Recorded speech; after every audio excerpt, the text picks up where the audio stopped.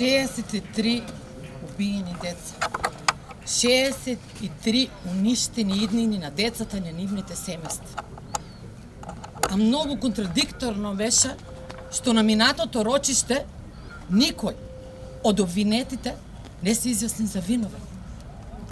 Зарем треба ние родителите да ги подсетиме зошто тие се наоѓаат во судницата? Никој од нив немаше ни грам совест и човечност да ја признае својата вина. Ни монструмот, ни син му, ни брат му, ни соучесници дали биле од прв, втор, трет ред, никој не покажа барем човечност, а сите ние знаеме кој е виновен и се надевам дека ќе добиеме правдата за нашите убиени деца. 63 не е само бројка.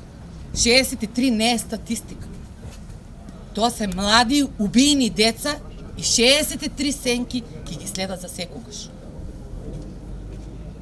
Пак ќе кажам, искрено се надевам дека овие деца и ние семејствата ќе добиеме правдата, бидејќи овие деца заслужуваат правда.